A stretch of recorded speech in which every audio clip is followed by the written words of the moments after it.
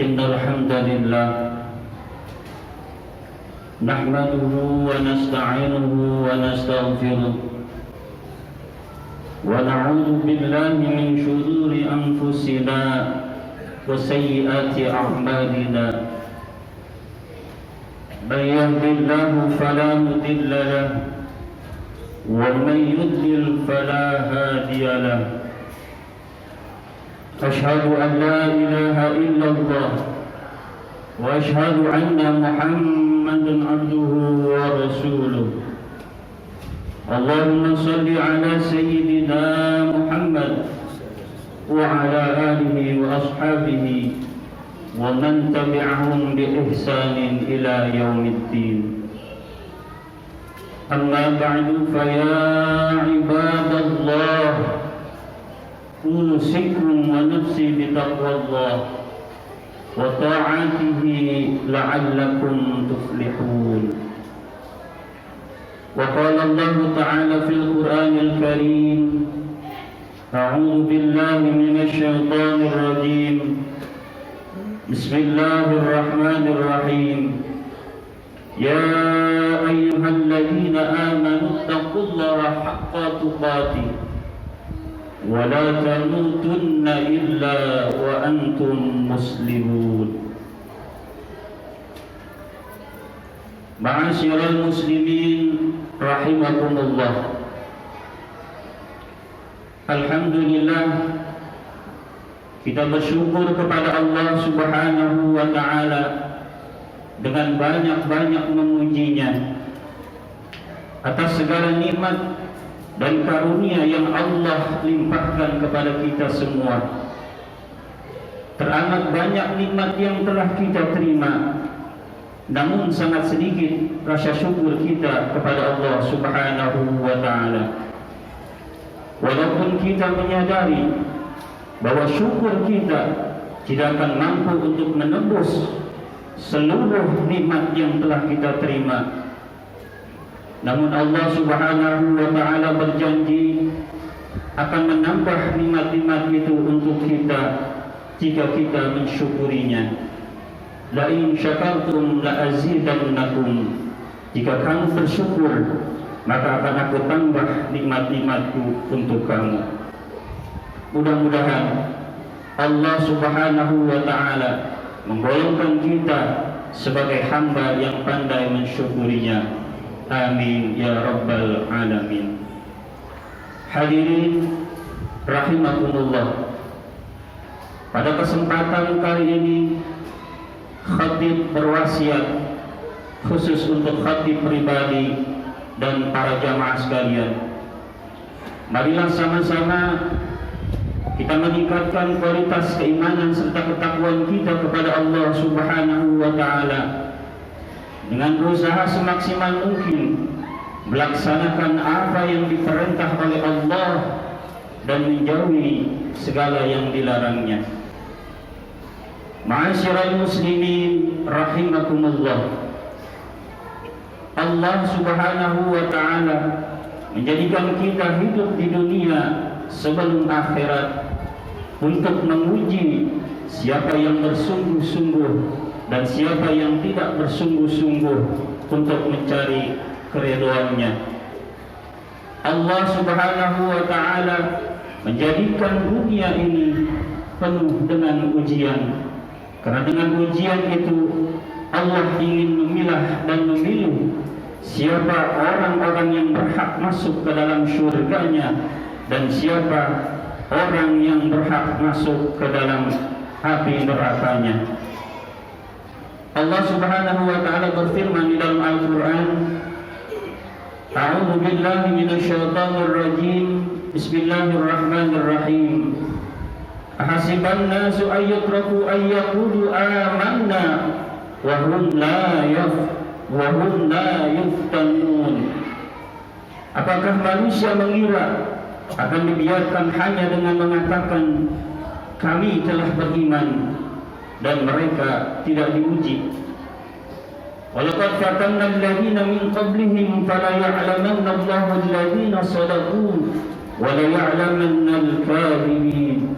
Dan sungguh Allah telah menguji orang-orang sebelum mereka, maka Allah pasti mengetahui orang-orang yang benar dan pasti mengetahui orang-orang yang dusta.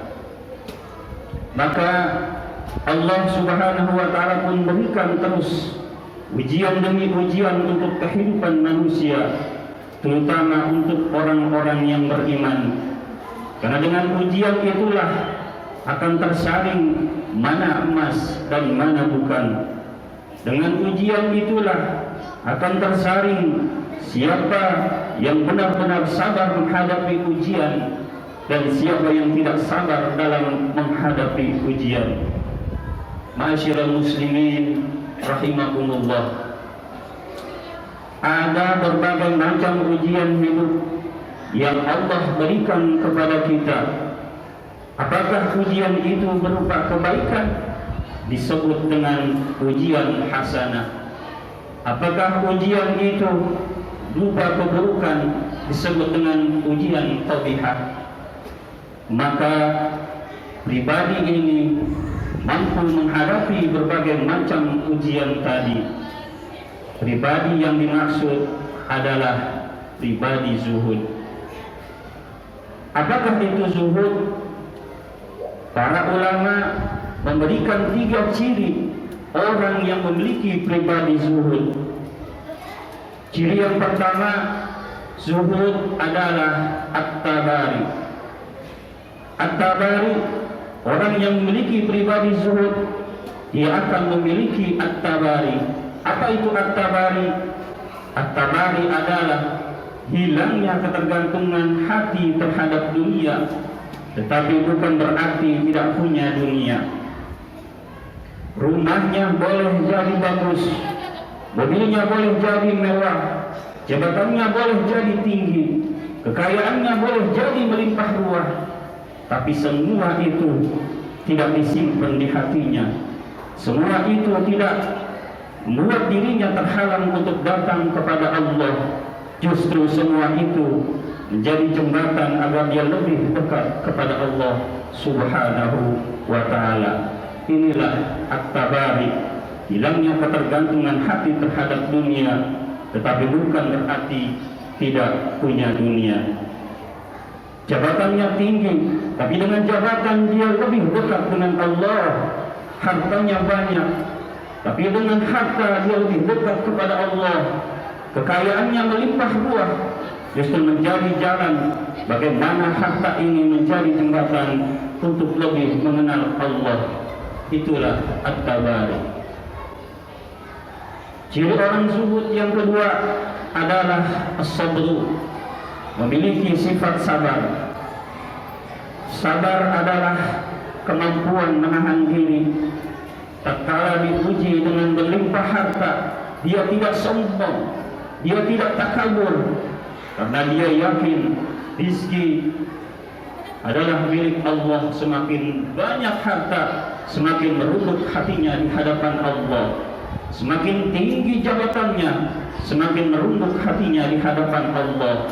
Sabar menahan diri tatkala diuji dengan kebaikan.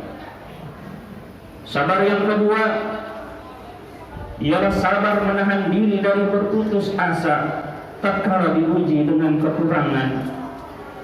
Tidak selamanya kita jaya, tidak selamanya kita sehat. Ada kalanya kita sakit, ada kalanya kita diuji dengan kekurangan harta, ada kalanya kita diuji dengan kekurangan keluarga, ditinggalkan orang-orang tercinta. Dalam kondisi seperti itu, wala tai'asu min rauhillah, dia menahan diri dari berputus asa. Dia tidak pernah berputus asa dari rahmat Allah. Sabar yang ketiga adalah tatkala diuji dengan perintah. Bangun di sepertiga malam adalah ujian yang luar biasa. Kita lagi enak tidur, lagi nyenyak, mimpi yang indah, tapi saat itu kita butuh kepada Allah. Perlu kesabaran untuk menahan diri dari keinginan kita untuk tetap tidur. Kita bangun di sepertiga malam, sabar untuk melaksanakan perintah-perintah Allah. Hari ini kita sibuk, hari ini aktivitas kita banyak, tapi sesaat kita datang ke rumah Allah untuk melaksanakan kewajiban kita, yaitu melaksanakan sholat Jumat. Tiap langkah datang ke masjid, Allah gugurkan dosa kita. Tiap langkah datang ke masjid, Allah angkat derajat kita. Kita tinggalkan sejenak pekerjaan kita. Kita perlu sabar untuk melaksanakan perintah Allah. Yang keempat, sabar dalam menjauhkan diri dari maksiat kepada Allah Subhanahu wa ta'ala. Setan di sekeliling kita menggoda kita, peluang untuk tidak berbuat baik, peluang untuk maksiat, baik maksiat mata, baik itu maksiat hati, baik itu maksiat telinga, selalu dibisikkan oleh setan yang menggoda kita. Kemampuan bersabar untuk tidak bermaksiat, ini adalah ciri orang zuhud. Lalu ciri yang ketiga, ciri orang zuhud adalah as-siqatun billah, hatinya sangat yakin kepada Allah Subhanahu wa ta'ala. Hadirin rahimakumullah, ada 4 ciri orang yang sangat yakin kepada Allah.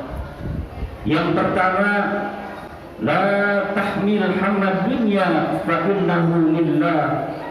Dia tidak pernah merisaukan dunia, karena dunia milik Allah. Jangankan hanya tubuh kita yang kecil, kehidupan kita yang kecil, alam semesta, seluruh makhluk Allah yang mengatur. Yudabbirul amra minas sama'i ilal ardh. Allah mengetahui urusan dari langit ke bumi. Sikotun billah, keyakinan yang kedua akan tertanam bagi mereka yang memiliki keyakinan la tahmil hammar rizqa fa innahu minallah. Dia tidak risau, tidak bingung dengan urusan rezeki. Pintu rezeki boleh jadi dari tempat kita bekerja, pintu rezeki boleh jadi dari tempat kita usaha, pintu rezeki boleh jadi dari tempat bisnis kita, tapi kita yakin hakikatnya datang dari Allah. Allah membeda-bedakan di antara kita dalam masalah rezeki. Sama pekerjaannya, rezekinya berbeda. Sama usahanya, rezekinya berbeda. Sama bisnisnya, tapi rezekinya berbeda. Sama lahir dari rahimnya yang sama, adik dan kakak, tapi jatah rezekinya berbeda. Rezeki adalah urusan Allah. Kita tidak pernah tahu di mana jatah rezeki kita. Yang ketiga, la tahmil hammal mustaqbal fa innahu biyadillah. Mereka yang yakin kepada Allah, dia yakin hari esok ada di tangan Allah. Kita hidup di hari ini, bukan di masa lalu, bukan di hari esok. Maka maksimalkanlah ibadah hari ini. Hari esok mataharinya belum tentu terbit, usia kita pun belum tentu sampai. Yang terbaik, berbuatlah yang terbaik di hari ini. Yang terakhir, yang keempat, asyikotun billah, mereka yang sangat yakin kepada Allah adalah faqat timil ahman wahidan kaifa yurdillah. Cukup satu saja hidupnya, tujuannya tidak ada yang dicari kecuali ridha Allah Subhanahu wa ta'ala. Ma'asyiral muslimin rahimakumullah, demikianlah khutbah singkat yang dapat saya sampaikan. Mudah-mudahan ada manfaatnya.